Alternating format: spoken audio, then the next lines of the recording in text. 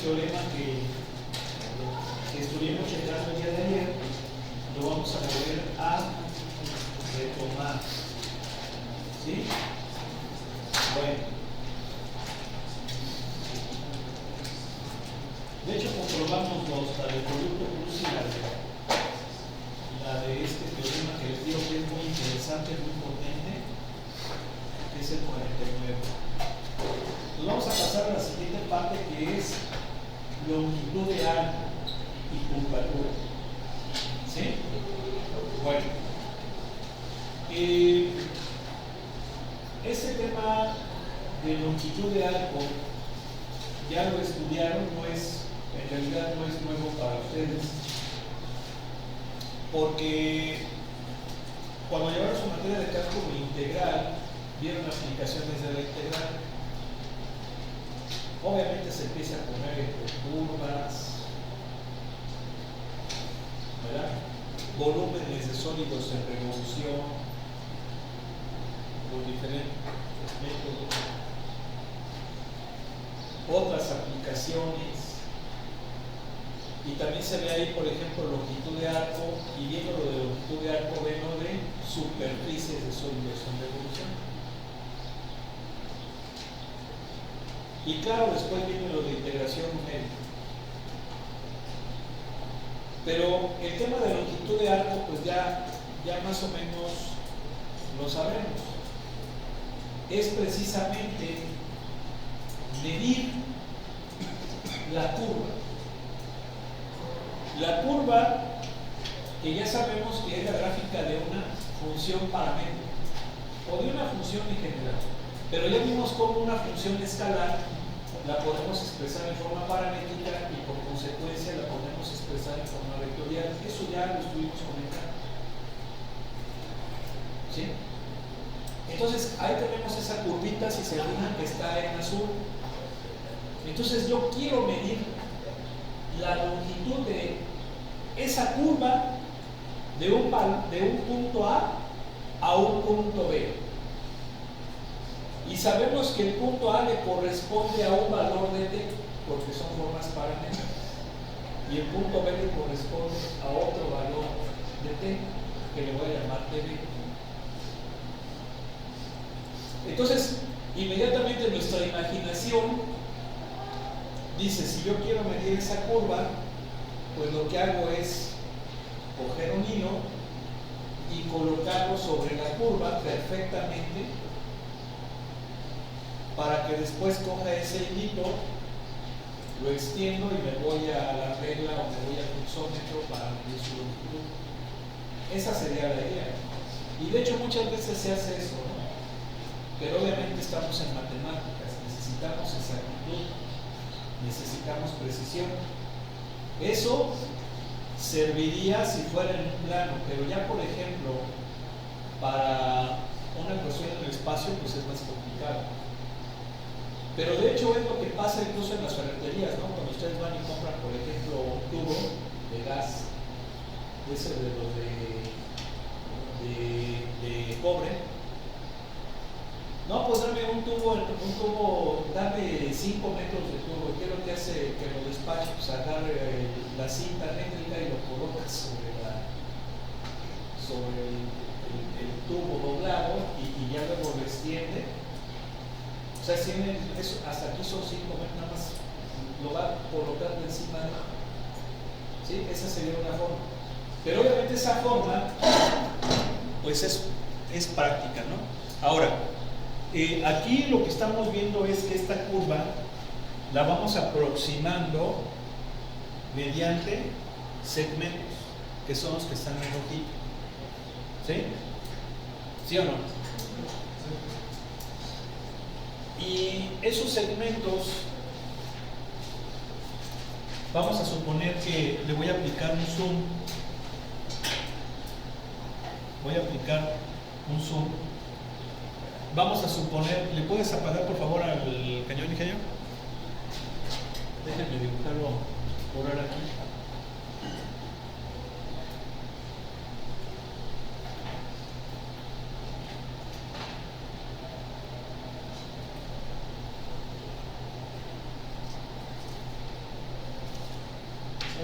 hemos visto. Vamos a suponer que esa es la curva. ¿Sí? Esta es R de P. Este es el punto A que corresponde a TA. Este es el punto B que corresponde a PB. ¿Sí? Entonces, yo puedo aproximar esta longitud haciendo una partición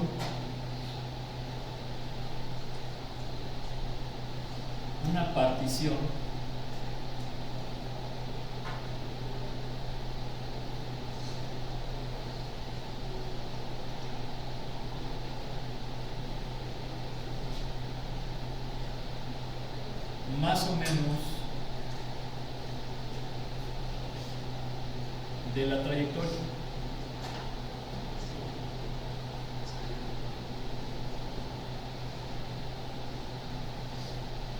¿Sí? Donde estoy aproximando esa curva mediante segmentos, donde esos segmentos son la hipotenusa de esos triángulos rectángulos. ¿Queda claro, sí o no? ¿Sí? Todos estos triángulos rectángulos, su cateto horizontal siempre es de X. Todos ellos.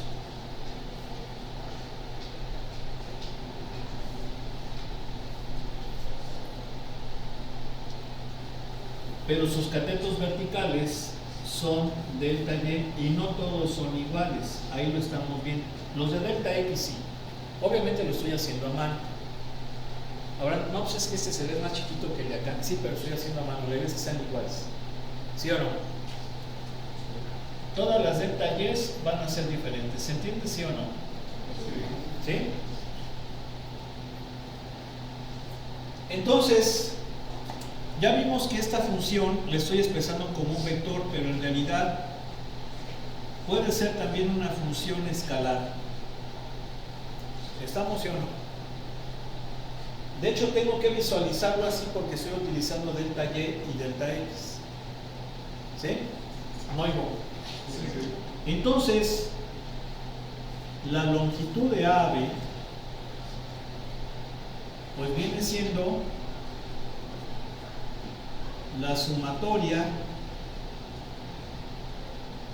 desde igual a 1 hasta n de todos estos. Bueno, es una aproximación. ¿Por qué? Porque estoy aproximando la curva con esos segmentos que son las hipotenusas. Y entonces va a ser la suma de esas hipotenusas. Le voy a llamar a las hipotenusas LI. O sea, L1 más L, este es L1, L2, L3. ¿Sí me explico? Pero esas hipotenusas es la raíz cuadrada de la suma de los cuadrados de los catetos. Entonces sería delta X al cuadrado más delta Y al cuadrado. ¿Sí estamos de acuerdo o no? ¿Sí? Bien. Entonces, si yo aquí le aplico talachita, ya ven que a ustedes les gusta mucho eso, ¿qué puedo hacer? Voy a multiplicar esta raíz por delta X entre delta X. Si yo multiplico la raíz por delta X entre delta X, no hay ninguna bronca, porque estoy multiplicándolo por 1. ¿Se entiende o no? Y el delta X que está en el denominador se lo voy a meter a la raíz. Entonces, si se lo meto, va a entrar como cuadrado. ¿Están de acuerdo? Porque le estoy metiendo dentro de la raíz. ¿Sí o no? ¿Y están de acuerdo que me va a quedar así? El del denominador es el que meto y va a entrar como cuadrado. Obviamente como factor va a multiplicar a la suma de estas dos, me va a quedar así. ¿Vamos bien hasta ahí? ¿Sí? ¿No oigo? Y entonces esto es esto.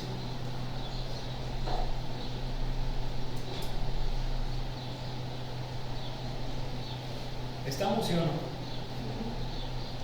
¿Sí? ¿Se entiende? Bien. Pero, si yo, por ejemplo,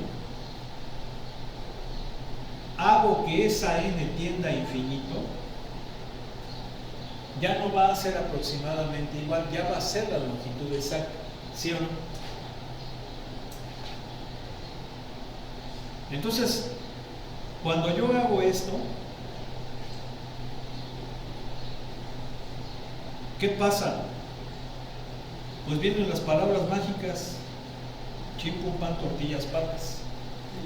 ¿Sí o no? ¿Por qué? Porque entonces esa sumatoria se convierte en la integral, ¿sí o no? Y las diferenciales se convierten, las rectas se convierten en diferenciales. Y entonces ya me va a quedar así.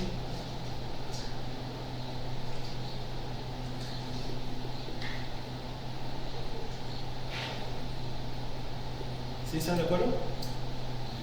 ¿Sí o no? ¿Sí? Luego. Bien, y esa formulita fue la que vieron en el cálculo integral, ¿verdad? Pero, ¿qué pasa? Que no estamos con funciones escalares, estamos con curvas paramétricas. Entonces, ya vimos que existe una conexión. Esta la puedo expresar en forma paramétrica, y una vez que esté en forma paramétrica, expresarla en forma vectorial. Obviamente estoy trabajando ¿en dónde? ¿En dónde? En R2. ¿Sí? ¿Por qué? Porque solamente ahí son válidas estas. ¿Se entiende? No hay. Entonces, si yo me voy a R2,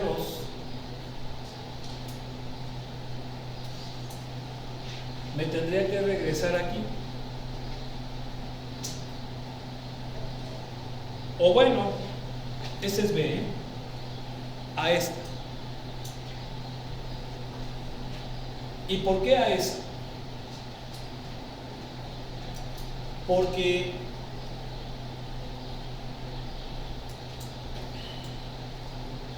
sería así: la integral de AB. Acuérdense que ahora X es función de T y Y también, ¿sí o no? Entonces me va a quedar así.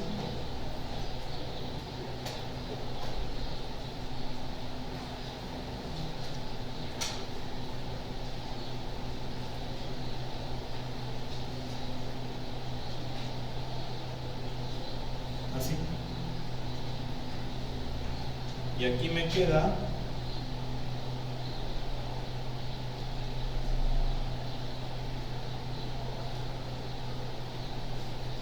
así. Sí, porque le expreso en función de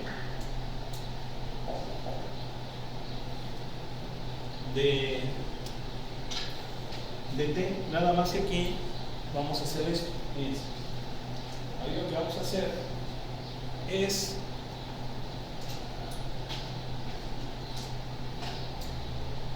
lo siguiente. A ver, sí, mejor lo voy a explicar con esta vez. A ver, estábamos con que es sumatoria desde igual a 1 hasta n de la raíz de delta x al cuadrado más delta y cuadrado. ¿Sí están de acuerdo o no? ¿Sí? Pero ahora, como los voy a expresar en forma paramétrica, tengo que meter el delta t en delta t. Hago lo mismo, pero ahora con esa nueva variable que es el parámetro. Multiplico numerador y denominador por delta t, es como si estuviera multiplicando por 1. No hay. Y entonces, ¿qué hago? Que este delta t se lo meto, el del denominador. Y obviamente al meterlo dentro de la raíz va a entrar como cuadrado. ¿Queda claro, sí o no? El chiste es de que me va a quedar así. Perdón, aquí es delta t.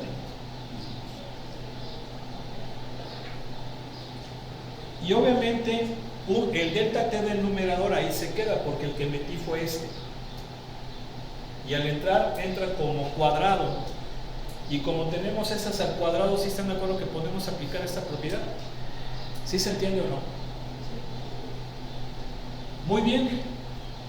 Esto es aproximación. ¿Cuándo deja de ser aproximación? Cuando n tiende a infinito. Ahí ya va a ser igualdad. O sea, sería el límite cuando n tiende a infinito de la sumatoria desde igual a 1 hasta n de esto.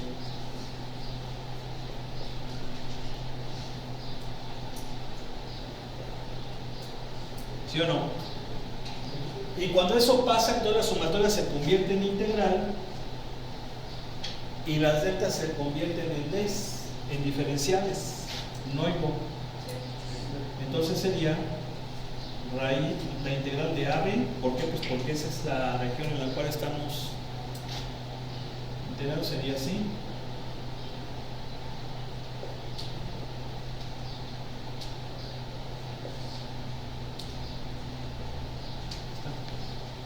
¿Sí? Eso sería en forma paramétrica. Y sería forma paramétrica en R2. Y si yo ahora esto lo llevo a R3, pues ya dijimos que se aplica superposición. A fin de cuentas, pues va a ser de AB de la raíz de x en dt al cuadrado más de y en dt al cuadrado más dz en dt al cuadrado dt. ¿Sí estamos o no? ¿Sí? Eso sería en forma paramétrica. Ahora, si lo vemos en forma vectorial,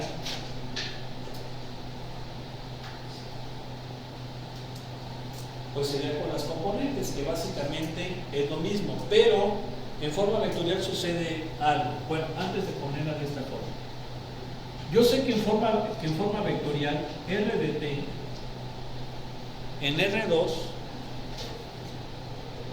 lo puedo visualizar así, en R2. ¿Sí? Y sé que su derivada pues es así, en R2. Y sé que la norma de la derivada pues sería así.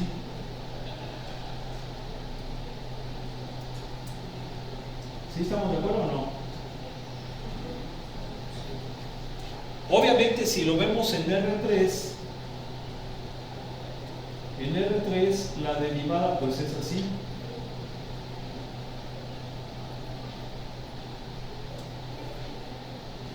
¿Verdad? En R3. Y su norma pues sería así. Aquí voy a ponerle la mejor coche.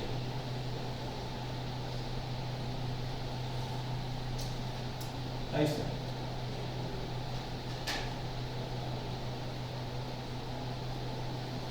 ¿Sí o no? Luego, entonces si se fijan, esa fórmula que es en R2, perdón, en R3 y está en R2, en forma vectorial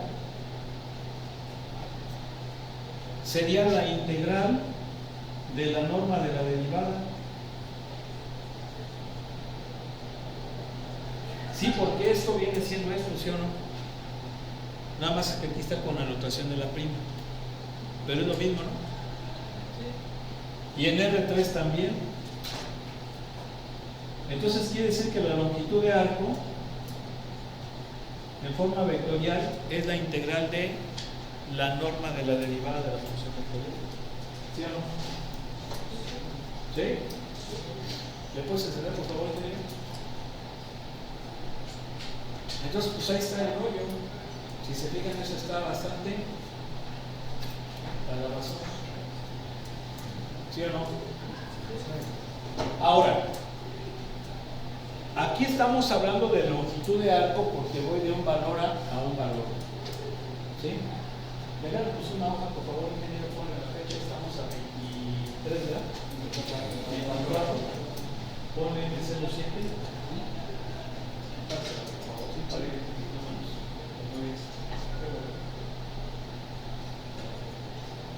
La voy a llevar en verano.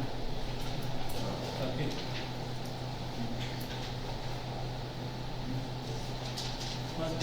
Ya se hicimos el grupo. ¿A qué voy?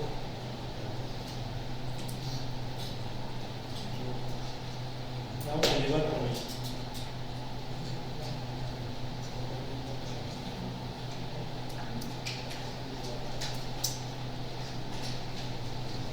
Con el profe.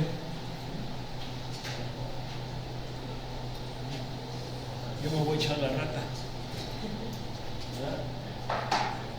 A ver qué se echarse la rata. Dos paquetes. ¿Qué se echarse la rata?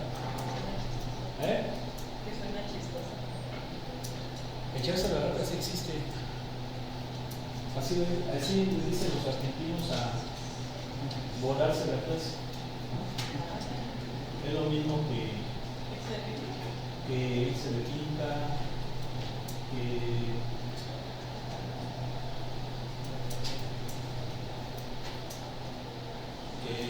saltarse, ¿qué otra forma se le llama aquí mismo?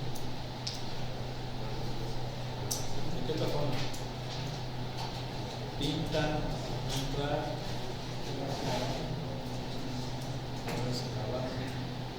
allá en Argentina se dice echarse la. No, les digo, ¿ya se notaron dónde va? Aguas con que me vayan a poner alguno de sus amiguitos, ¿vale? Bien, entonces, vean, la longitud de arco es cuando voy de un valor a un valor B. Pero puede ser que yo vaya de un valor fijo a cualquier valor. En esas circunstancias no es apropiado hablar de longitud de arco, porque un arco está comprendido entre dos puntos. Lo correcto es hablar de función de arco. Y la función de arco, obviamente es una función, se representa como s de t y se define como la integral de a a t de la raíz cuadrada de las derivadas de la suma de los cuadrados de las derivadas con respecto de t. La estoy poniendo de forma paramétrica, ¿sale? ¿Sí se entiende? La estoy poniendo de forma paramétrica. Claro que si la pongo en forma vectorial, estoy hablando de R3, vean, paramétrica y en R3. Si la pongo en forma vectorial, pues sería de A a T de la raíz de la norma de la derivada de la función vectorial. Pero vean cómo el límite superior es variable. ¿Sí? Aquí está. ¿Sí se fijan? Ahora yo le estoy poniendo de T, el libro le pone de U. ¿Por qué le pone de U? Y esto es verdad, sí es cierto. Aquí, a ver, aquí corrijo. Ahí sí, chingadazo para mí. ¿Por qué? Porque no es correcto poner aquí T. T la estoy utilizando como límite de la integral. No puedo ponerla como variable dentro de la integral, porque chocaría al aplicar el teorema fundamental del cálculo. Aquí tiene que ser una variable diferente, la que ustedes quieran. Tau, de hecho vamos a utilizar mucho tau, puede ser V, U, la que sea. El libro le pone U, ¿sí se fijan? No puede ser la misma. Entonces sí es cierto, corrijo. Pero esta variable U es auxiliar nada más. A fin de cuentas va a ser la T. Lo que pasa es que no la puedo poner así adentro. ¿Se entiende? ¿Sí? Entonces sí es cierto. Eso sí es así. ¿Ok? Bien. Entonces es una función longitud de arco. Esta función es muy importante. ¿Por qué? Porque voy desde un valor fijo pero no conozco el valor final. Entonces ya no voy a tener una longitud de arco, ya va a ser función longitud de arco. Ahora, otra cosa muy importante también es la derivada de la longitud de arco con respecto de t. ¿Y esto a qué va a ser igual? Bueno, pues si estoy diciendo que S es eso, entonces la derivada de la longitud de arco viene siendo la derivada de la integral.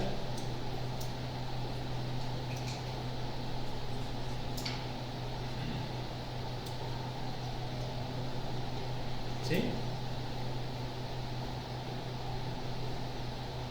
Y aplicando el teorema fundamental del cálculo, esto va a ser igual aquí. Va a ser igual a R', la norma de R' de t. Aplicando el teorema fundamental del cálculo. ¿Se acuerdan? ¿Sí o no? ¿Se acuerdan que hay dos versiones del teorema fundamental del cálculo? Acuérdense.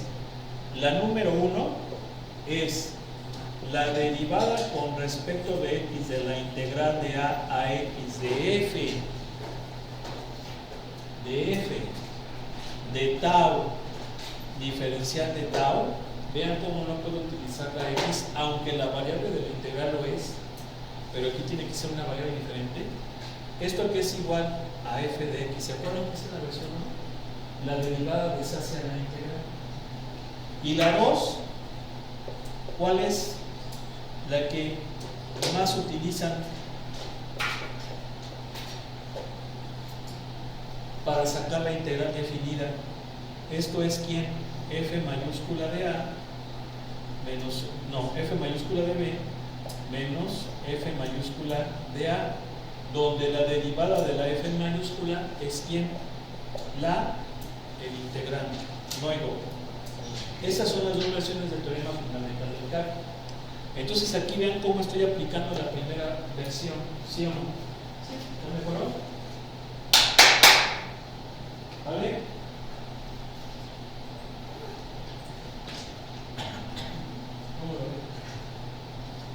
¿Sí o no? ¿No hay doble? Bien. ¿Cómo va el vuelo? No te duermas, vuelo. Vamos a ver ahora un tema fascinante que se llama curvatura.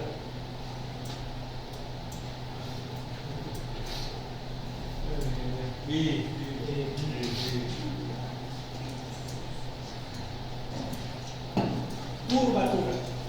Fíjense bien. Vamos a empezar con este tema muy potente. ¿Qué es curvatura?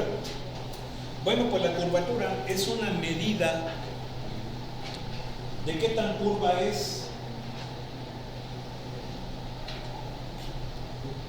la gráfica de una función paramétrica. ¿Sí? Estamos de acuerdo que si esa curva es una circunferencia, pues la curvatura es constante. Si esa curva es una elipse, pues no es constante.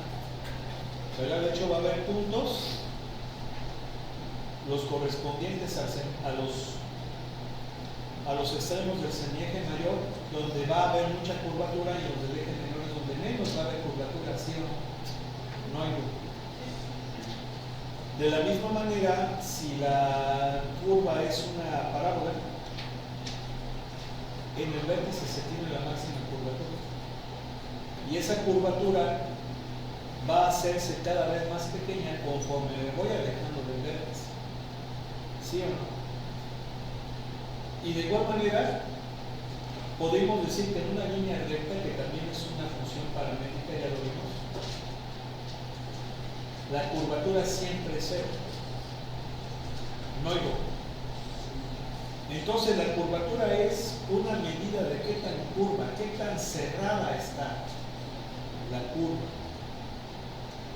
¿Y cómo la calculamos? Bueno, para ello vamos a tener que analizar nuevamente lo que es el vector tangente unitario, que ya lo hemos visto. El vector tangente unitario se representa con T mayúscula de T. Obviamente esa T mayúscula es un vector. Si yo no le pongo la flechita en el examen, tache. ¿Sí? Y este vector aquí es igual a la norma, perdón, a la derivada del vector de la función vectorial entre su norma. ¿Sí estamos de acuerdo? Eso ya lo sabemos. Por eso se llama vector tangente unitario. ¿Y por qué el vector tangente unitario es eso? Porque la derivada de la función vectorial siempre es ¿qué cosa? Siempre es un vector tangente a la curva en ese punto. Y si yo lo divido entre su magnitud va a ser unitario. No hay... Bien. Ahora, noten una cosa. Si yo en el examen no le pongo flecha, ¿qué va a pasar? Ya que está todo bien camilla. ¿Qué va a pasar? Va a ser vean más. Todos hinchados. A ver, ¿qué va a pasar? Bueno, pero si yo no le pongo flechita, lo que estoy hablando es esto. Esto sí es verdad. En física, cuando yo no le pongo en negrita o con flechita a la letra, estoy hablando de su magnitud porque su magnitud es una escala. ¿Sí? Por ejemplo, si en física yo digo que la fuerza es F y la pongo así, esto es la magnitud de la fuerza 1. Es decir, esto es esto. ¿Sí o no? ¿Sí? Pero si yo me estoy refiriendo a F1 vector y la pongo así, ¿qué pasa, bueno? Está mal. 0. ¿Está bien? No tiene idea, no estudió, copió. Ya. ¿Sí? ¿Vale? Bien. Ok. Entonces, si hay que tener en cuenta este vector, el vector tangente unitario. ¿Por qué? Porque la curvatura que vamos a representar con kappa no es K, es una letra griega que es kappa, corresponde a la K griega, es la norma de la derivada del vector tangente con respecto a la longitud de A. Y ahí está la fórmula. La norma de la derivada del vector tangente con respecto a la longitud de A. ¿Sí? ¿Estamos de acuerdo? Bien. Es decir, ¿cómo cambia o cómo varía el vector tangente con respecto al cambio en la curvatura? Perdón, en la longitud de A. ¿Sí? ¿Por qué? Porque están de acuerdo que estamos evaluando precisamente la tangencia en un pedacito, me voy a decir qué tan curvo es. ¿Sí? O sea, qué tanta variación hay en esa longitud. Ahora, esto como que me choca. ¿Por qué me choca? Porque todas las derivadas yo las he analizado con respecto de T, no con respecto de S. ¿Están de acuerdo? Es decir, esta fórmula sí como que la veo y digo, ay güey, pues como que sí está medio error el asunto. ¿Por qué? Porque yo siempre manejo de T acá. Pero podemos ¿qué? ¿Podemos qué? No voy a decir manos de tijera. ¿Podemos? ¿Podemos qué? Podemos jugar. ¿Cómo que podemos jugar? Sí, mira. A ver. Vuelve a tomar. Ya dijimos que es mejor manejar cosas con... ¿Ya se quiere ir? Con dt, derivar con respecto de t. Entonces, mira, podemos jugar. Ahí está. Ya derivé con respecto de t. Pero para que no se altere, ¿qué tengo que hacer? Hacer esto. Aplicar una vieja amiga, muy bonita. La regla de la cadena. ¿Sí están de acuerdo o no? ¿Sí están de acuerdo? Es una amiguita. Aquí ya tengo dt en dt. Y acá tengo dt en ds. Ahora, esto es la norma de un producto. Y la norma de un producto es igual al producto de las normas. O sea que esto sería así.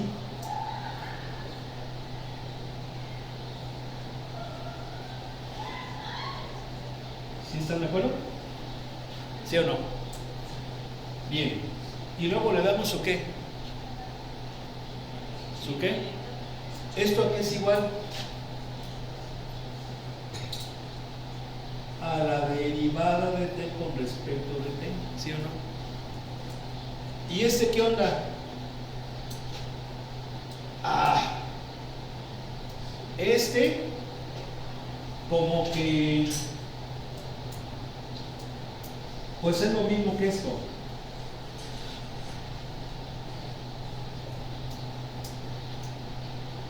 Aplicando la ley del sándwich. ¿No me crees? Sí, mira, ahí te va. Ya ven que ustedes son así inquietones, ¿no? Son como Santo Tomás, hasta no ver, no creer. ¿Verdad? Está bien. Ya les he dicho que sobre todo ya no son de diccionario. Es que la rueda se parte de la vía. Pero es que fue culpa de la activista. No, es que fue un cigarro que hubo afuera. Por eso es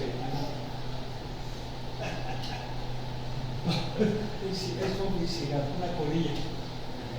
Fue culpa del Pex que se fue a fumar. ¿Cómo ven? ¿Cómo ven? No, es que el mar no está contaminado. Es que fue una ballena que es una chorrilla. No pasa nada.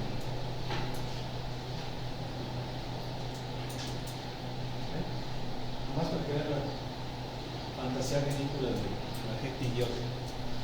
A ver, vamos a ver si eso es lo que tenemos acá. ¿Están de acuerdo con esto, no? Yo puedo hacer esto. ¿Sí? El valor absoluto, aquí sí valor absoluto porque estos son escalares, ¿verdad? ¿Sí o no? ds, dt son escalares. ¿Están de acuerdo? Entonces, el valor absoluto de un cociente es el cociente de los valores absolutos. Y luego, ¿qué hacemos? Pues hacemos esto. ¿Y qué me queda? Me queda esto. O sea, esto. ¿Sí están de acuerdo o no? Creo que estaba aquí. ¿Sí o no? Y viéndolo de esa manera, ¿qué pasa? Pasa esto. Eso ya dijimos que queda así. Y la normita de ds en dt, ¿a qué es igual? Lo borré. ¿A qué era igual? ¿A qué era igual? Acá está. ¿A qué era igual la normita de dt en ds?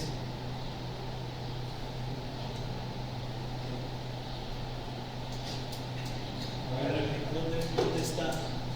Perdón, la normita de ds en dt, perdón. La normita de ds en dt, ¿dónde está? Aquí está.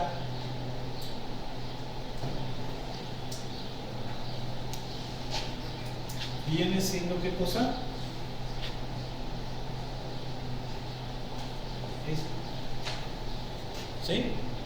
Y entonces esto qué va a ser igual a esto. A 1 sobre la norma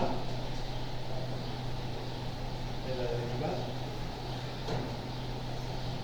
¿Sí? Entonces, si te fijas, esas formulitas,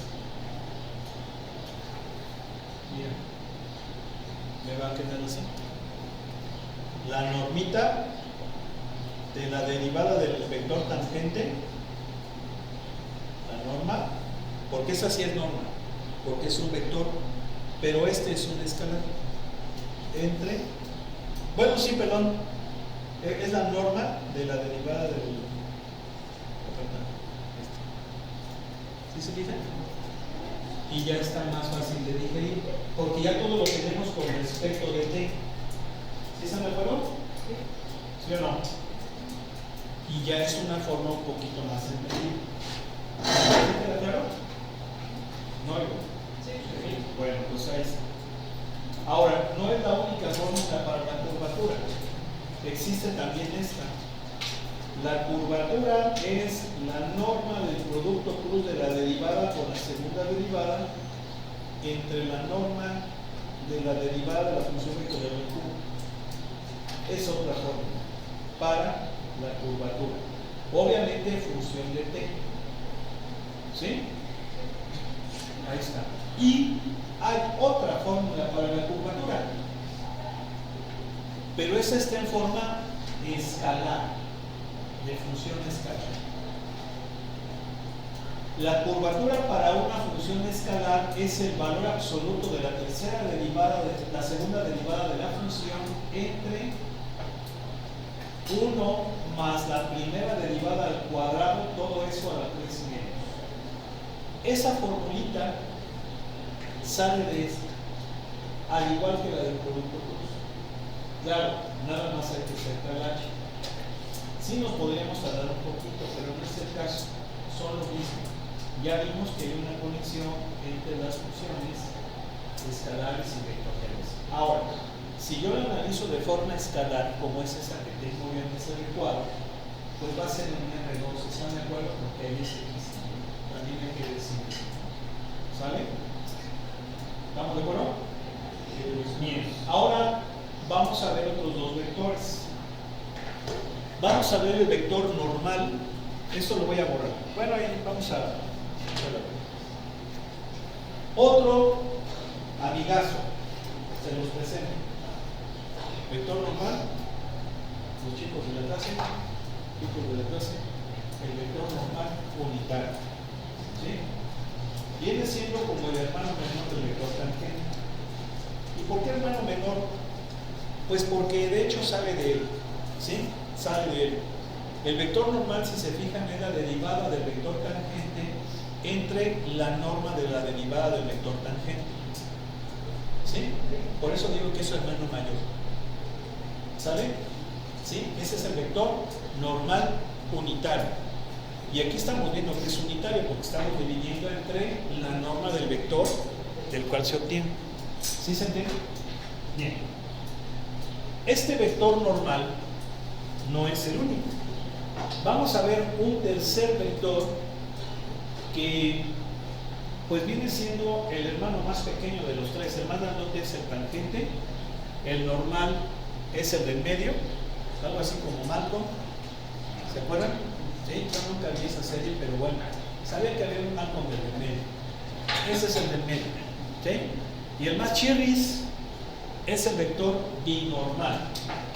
Binormal que se representa con la letra V mayúscula.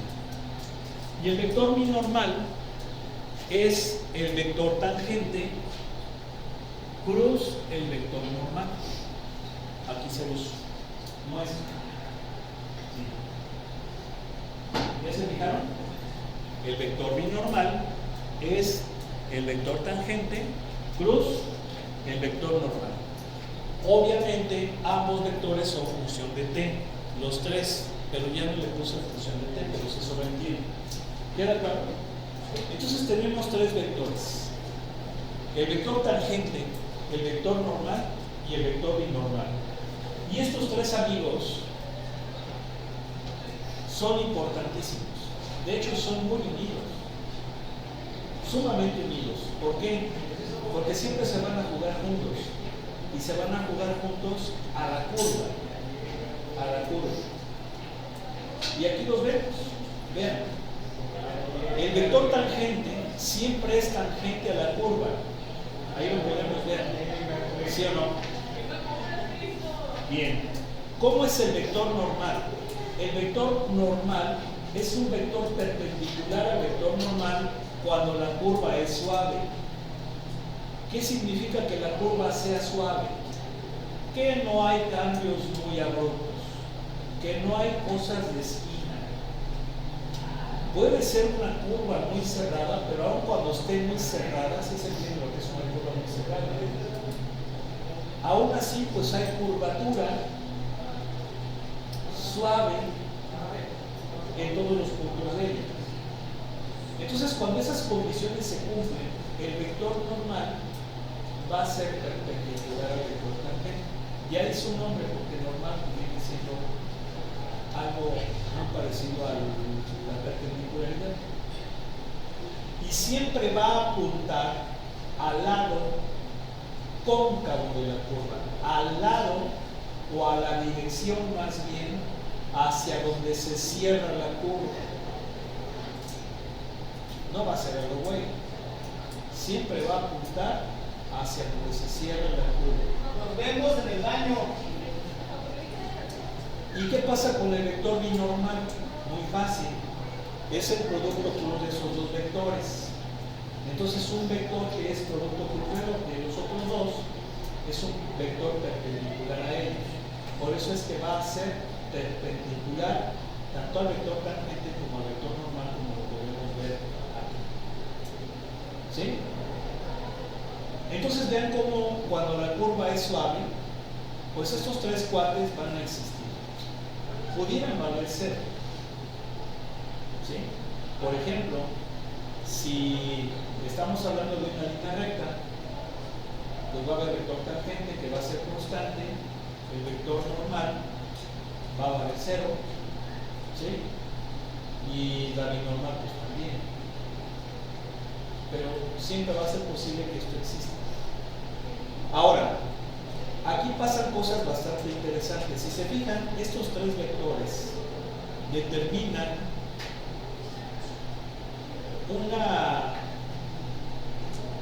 una estructura matemática que se le conoce como marco o frame o estructura TBN. ¿Sí? Y lo vemos, por ejemplo, en este cuadrito que está aquí. Si se fijan, estos tres vectores, cuando la curva es suave, son perpendiculares los a los. Entonces se vienen pareciendo mucho a los vectores IJK. ¿Por qué? Porque también son unitarios. ¿Sí? Y son perpendiculares dos a dos. Nada más que los vectores IJK son muy serios. ¿Por qué? Porque no se mueven, siempre quieren estar en el origen. Pero estos son más inquietos, van a estar en cualquier punto de la curva. ¿Sí? Entonces esas son propiedades bastante interesantes de estos tres vectores. Vamos a dejarme aquí y a ver que continuamos la siguiente clase. Que pasen buenas tardes. Esperemos.